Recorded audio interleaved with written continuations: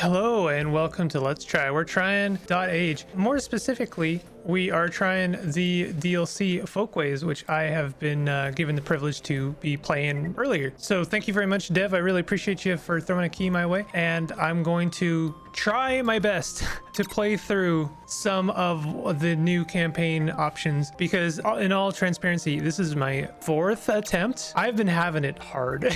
This game is like no slouch at the best of times. I've been playing it on easy and I've still been having a fairly difficult time. And that's not to say that it's inaccessible. This game is actually very accessible. It does a very good job of teaching you what you need to do, but there is a learning curve and you are going to fail in one way or another. If you like this game, and I think that you will if you like any kind of worker placement games, any strategy games like Civilization, you're probably going to enjoy this game, and you're probably going to want to start over basically after like 10 or 20 turns once you've kind of gotten the ropes. You know, it's actually a fairly forgiving game. You just need to not dig yourself into a hole, which is actually pretty difficult when you're playing as dwarves. These are one of the new kin available in the DLC Folkways. I can smell the fresh air, rocks and stone. It's a paradise. I will not be playing through with full campaign. We'll be doing basically a year-ish. It's a long game, and it does definitely, it plays like a solo Civilization if there's like no other faction. You're resource gathering and you're building up different buildings that can kind of like work through a tech tree and work you towards surviving the elements, and there are quite a few elements to survive. I'm going to skip some of the dialogue.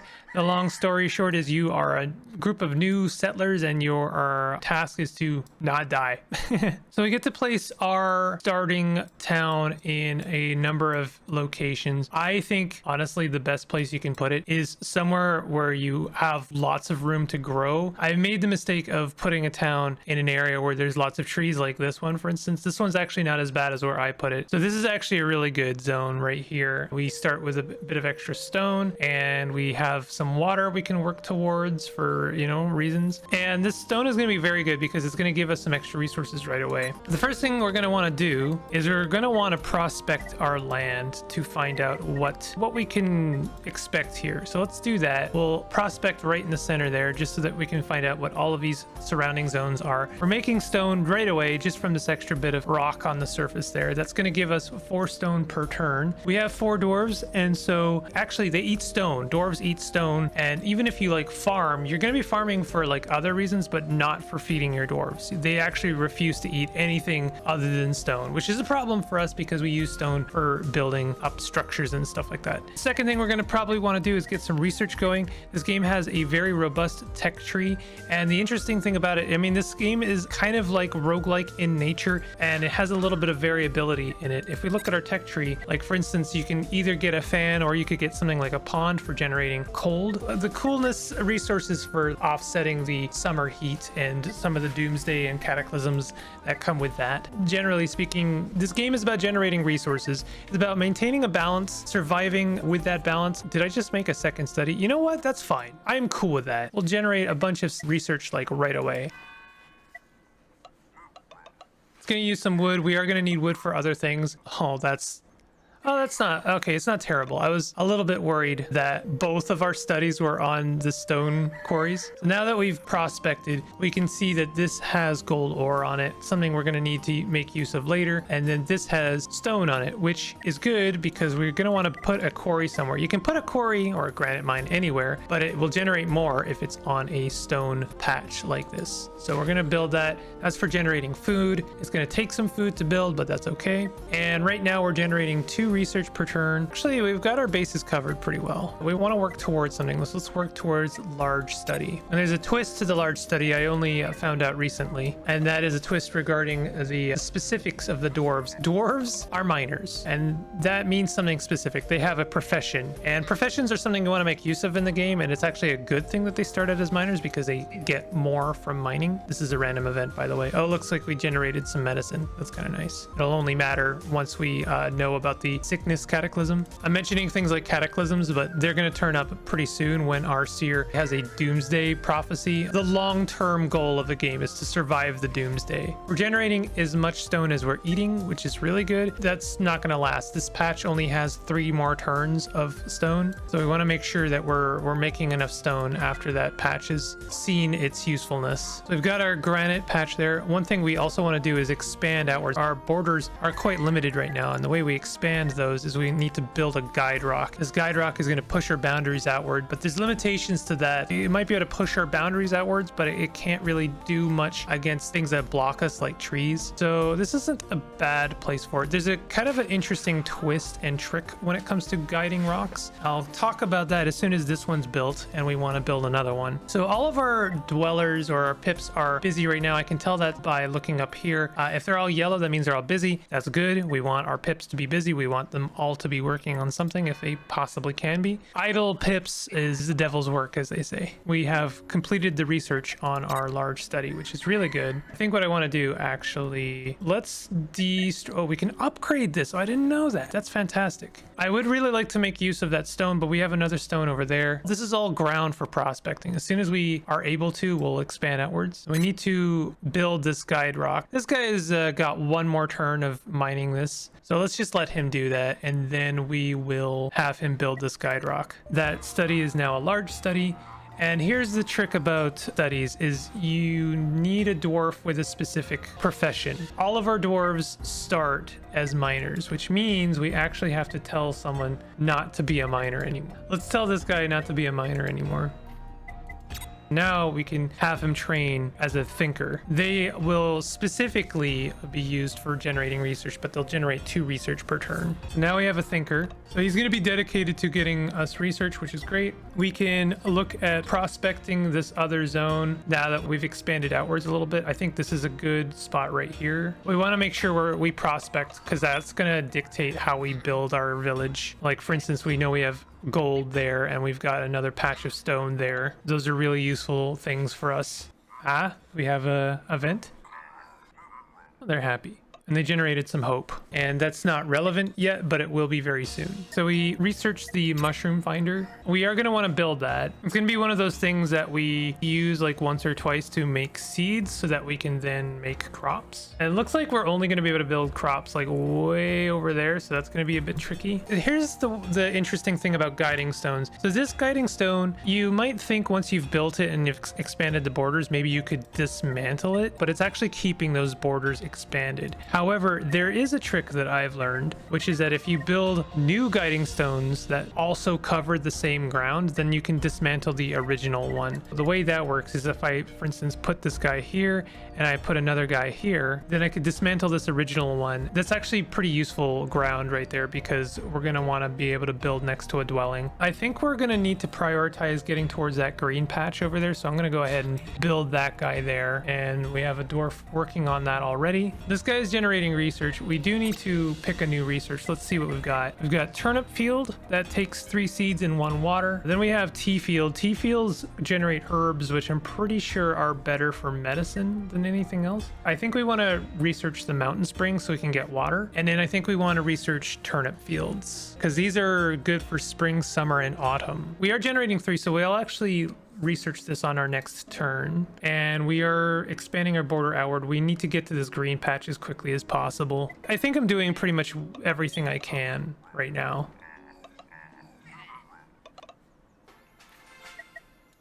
I would like to get a 5th dwarf pretty soon, but we need more stone generation before I start thinking about stuff like that. I can't get rid of the stone until I build another stone here. One thing I could do, though, is I could build a stone here, and that'll actually cover the original stone there as well. So we'll build a stone here, and then we'll dismantle this one at the same time. We're gonna have to pull someone off of research. That'll give us a little bit of our resources back because this is costing us. Every time we build one of these, it costs us 2 stone. I do think one thing we're gonna want to do is dismantle this other research bench. Even though extra research is really good, I want to make use of that resource that's underneath it. Honestly, even this one's kind of a problem. We also need a dwelling. We need a dwelling if we want more dwarves. There's a lot of things we need. We need so many things. Let's research turnip fields. That'll take about 3 turns to research, and that'll be probably perfect timing for actually planting those. But in the meantime, we do want to build a mountain spring if we can. I think I'll put it over here where it's like out of the way. Oh, never mind. That's not out of the way. That would kill those goats. So let's put it right there. So far, so good. I've had things go horribly awry though. Unfortunately, we're gonna have to build one more guiding stone to get to that green patch. Let's go ahead and just do this. Okay, we have an extra dwarf to spare, so let's go ahead and get some more stone while we're waiting. Oh, we do want to build that mountain spring. Okay, hold on. Before you start getting, and I know we're blowing through our stone right now. Oh, we don't have any wood. Ah, we don't have any wood. Okay, well, at least we have lots of zones for getting wood. Don't make it weird. We'll put a guy there. This is a worker placement game. You have to really put yourself in that mind frame. So that means you do not necessarily need to keep a dwarf on a spot. You have to keep them dedicated to wood as long as you need wood, which might only be like 1 or 2 turns. The real precious resource is honestly growth. It's expansion.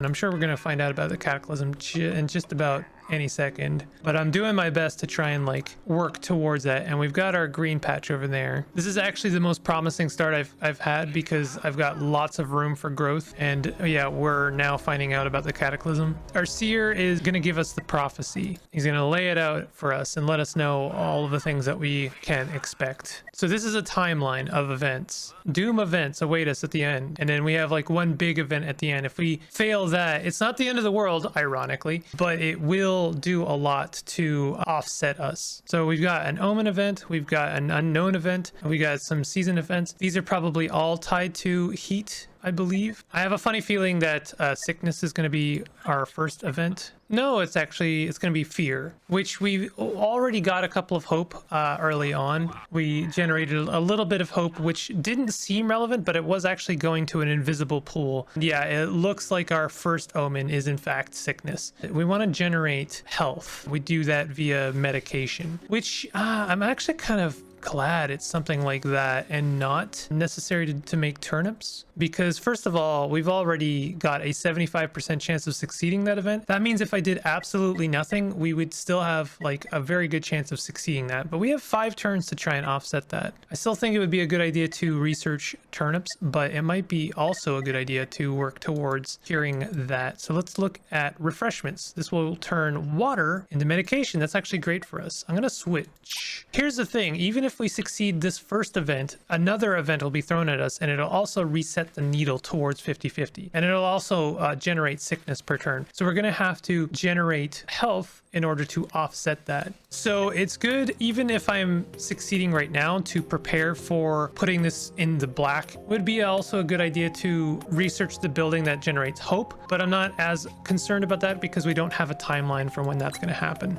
We have a spare pip, which means we can have them generating stone. That's really good because we've been really burning through our stone by eating it. Okay, so do we have enough wood now? No, we still don't. We are gonna continue as we are, generating wood, stone. We might have to take someone off of something. I mean, for instance, probably we don't need wood right now. We can survive for 1 turn without generating stone, so we'll go ahead and do that. And I'm gonna go ahead and throw this right here, I think is probably the best place. So we're gonna be constructing those 2 things. That's gonna eat through all of our wood. This is actually the ideal situation where you're using up the resources you have and you're making the best use out of them. So let's see what our next research is. We're gonna wanna research this altar and then also finish researching the turnips, because that's what that's gonna be used for. Let's go ahead and finish the turnips and then we'll start growing those. Growing crops is not as intensive as you might think. You might think you have to dedicate a dwarf to it the whole time, but it's not as bad as that.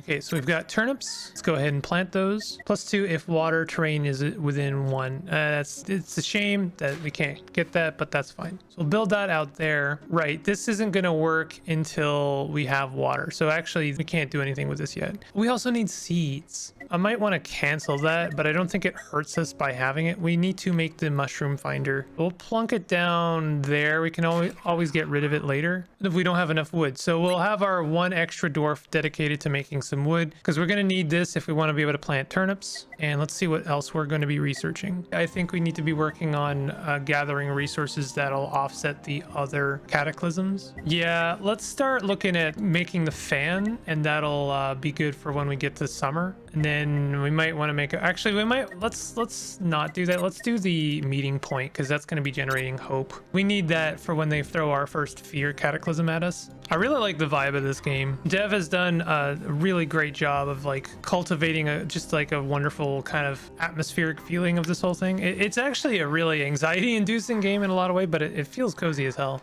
Okay, so looks like our guy generated a bunch of hope for free. Bopalolo likes Diolo. That reminds me, we need to make a dwelling like post haste, because we are gonna need more dwarves. Okay, so we got ourselves a refreshment mat. And here's the unfortunate thing, is that this guy here is only generating 1 water per turn. So if we want to actually be generating medication per turn, we need 2 of those. And yeah, we could make a better type of spring. That is definitely an option, but we can do that later, and we have tons of tiles to kind of spread out. We can dismantle these later. So I'm just gonna go ahead and do this. The nice thing about these springs is that they generate water for free. They don't require a dwarf. Let's have our last dwarf generating a bit of stone, because I really need to offset the resource sink that we're putting into this town. Okay, we've now researched the meeting point.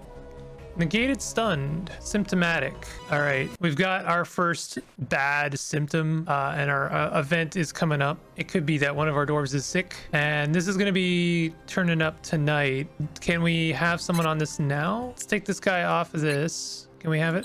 Okay, cool. So we can generate 2 medication tonight, because we are just barely going to have enough water to do so. And that'll actually put us to 100% success for this event. That's really good. I've seen events fail at 90%. I don't think it's doing the XCOM thing where it says 90% and then it cheats. I think it genuinely is 90%, and you can just get really unlucky. All right, let's make sure we're researching. One thing I'd like to do is maybe research the pens so we can start farming our goats. I think this shared table is probably a good idea.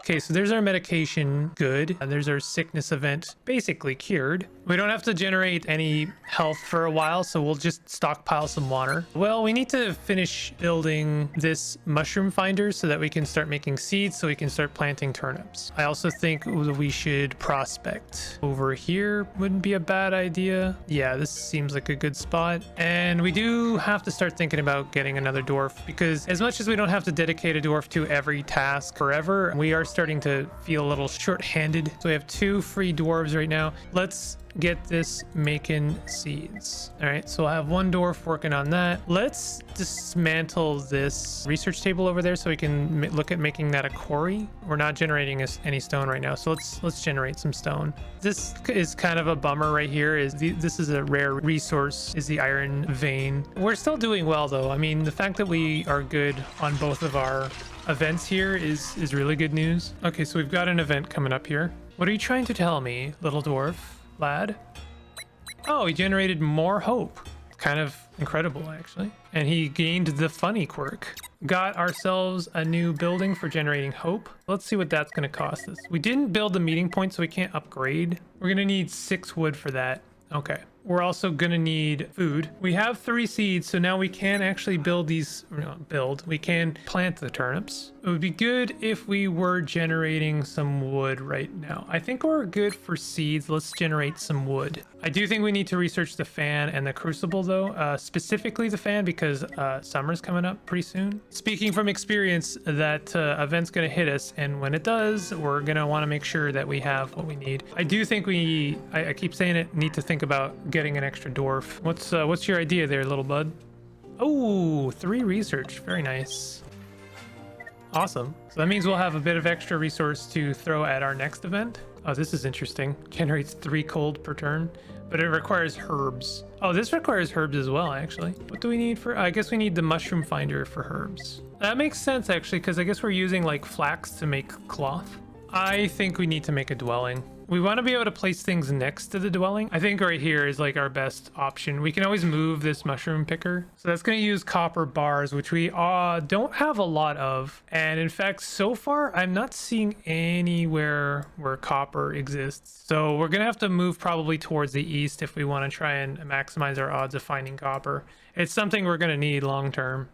Let's start working towards goat pens. Might be a mistake, I don't know. I see an unknown event coming upon us. The vision is confusing, but there is hope. We can fight it. Okay, so now that we have an actual sickness event coming, you'll see that it's going to generate 1 sickness per turn. Every time it generates 1 sickness, it offsets the health that we've generated. We've stockpiled a lot of health though. What we could do is we'll take, I don't want to take someone off stone. That's not a good idea. We'll take someone off wood and we'll generate health for a little bit just to offset this completely. What I want to do is make another quarry over here. As soon as this dwelling is available, I want to have them make another dwarf, and then we'll have 2 dwarves dedicated to generating stone, and that'll actually profit us a bit of stone. It feels weird to actually be succeeding. Oh, you know what? We have a spare dwarf. Why don't we make a spare dwarf? Have them make a new dwarf. All right. Okay, they're having some hot, sweaty dwarf stonings. I don't know what they do. And they made another dwarf, and that baby is going to be growing for, I think it says 4 turns before they become another available dwarf. So in the meantime, let's go back to research, and then let's also work on making another stone quarry. Those turnips are ready to be farmed. We're gonna get 2 turnips per turn. It's not as much as I was expecting, but it's not bad either. I think if we take our guy off of medicine, he'll be good for a turn. It's still 100%, and we'll have him pluck in some turnips out of the ground. Everything looks good. What do we want to research next? Sheep pen holds 2 sheep. I assume that is also good for goats. Doesn't look like it. Do not even know why we built these, as goats could jump them very easily. Still, they kept inside out of some sense of respect for the law. What are you talking about? Goats don't have any respect for the law. Goats are chill as hell. Probably we should start working towards the east side there. We are generating sickness because we are starving right now.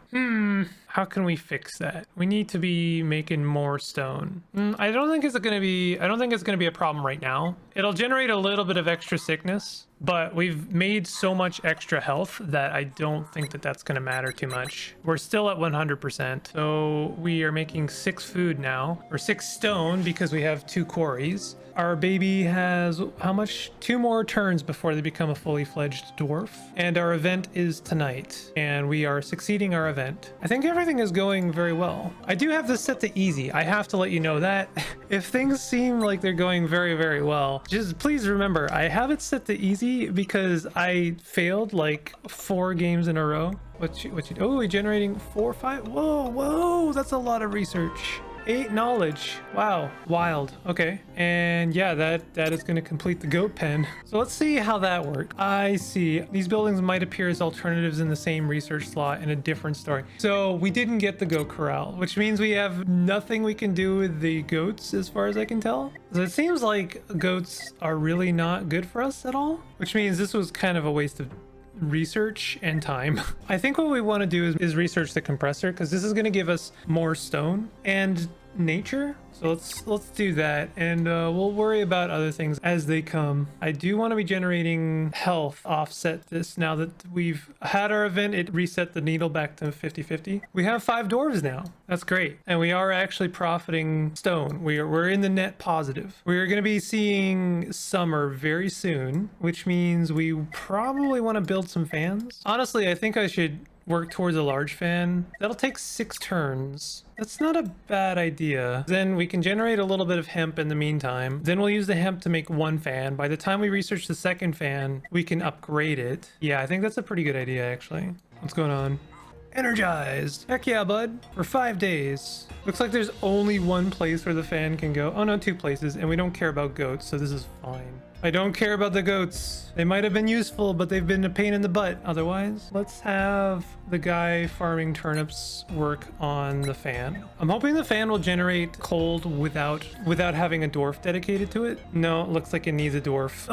Bummer. That's fine. We don't really need it yet. We're still gonna work on turnips. We don't need hemp anymore. I think we need to start expanding. I'm just gonna build it here because that'll give us the biggest reach. And that way I can put like a stone there and then deconstruct this one. We are running out of food. Just barely keeping ahead of food. That's why one of the other reasons I like to deconstruct these is not just to get the tile back, but also to get the stone back. We put this like, oh, we can put it here. Oh, that's amazing. Oh, I guess we lose 2 tiles. Oh, that sucks actually, because that means we lose that little bit of extra rock there. That could have been a granite quarry there.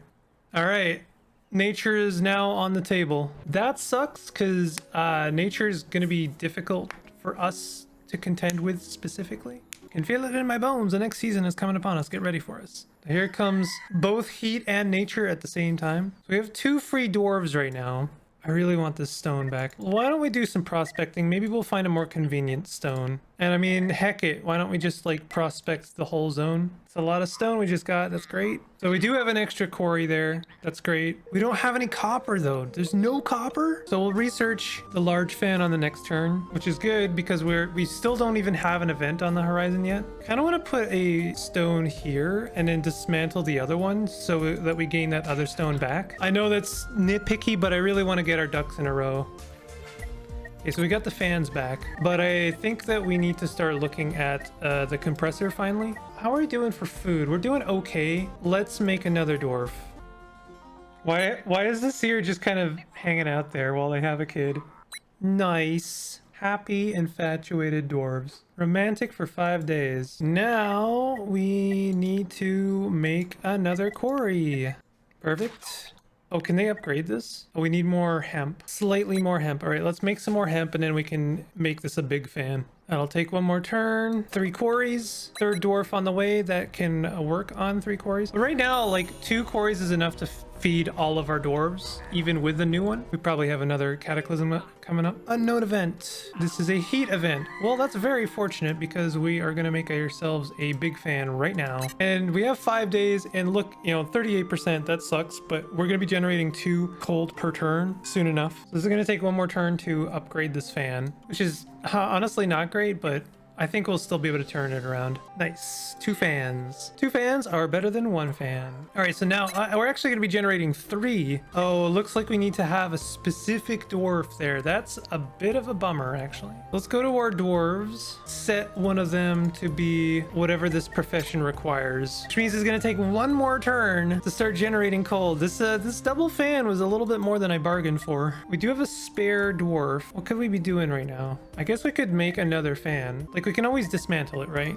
Looks like there's only a couple places it can go. Let's put it like right there. It'll take a turn to build it and then it'll generate 1 cold for 2 turns. I think it's worth it. Even though this looks really bad, I still think that we'll pull it right around because we're going to be generating 4 cold per turn. What's happening? Yeah, okay. They made some apples. They found some apples. These useless apples. 2 turns is gonna, well, we'll be above 50%, but that's not as good as I was hoping for, if I'm being real. We could make 1 more fan just to improve our odds that much more. Do we do it?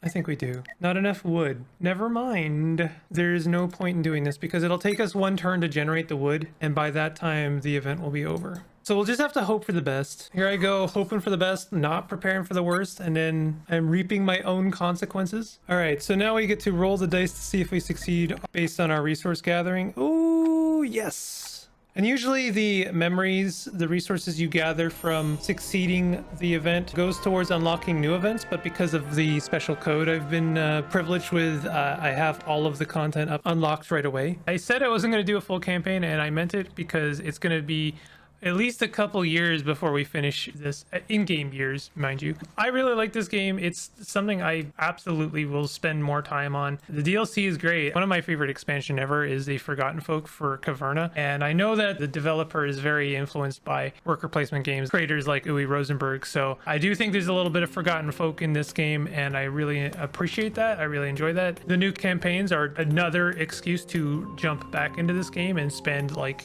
endless hours into it. It's just a really fun game. It's really satisfying. It's got a great sense of progression. It has all of, I think, the satisfaction of a 4X game, but I can play it. I never seem to be able to wrap my head around 4X games, but I can wrap my head around this. If you enjoyed DotAGE at all, I recommend you check out the DLC Folkways and maybe pick it up. It should be coming out today, so definitely put it on your radar. Maybe hit it with a wish list. Maybe consider hitting this video with a like if you enjoyed it and subscribing for more content like this. I'll see you guys next time. Take it easy.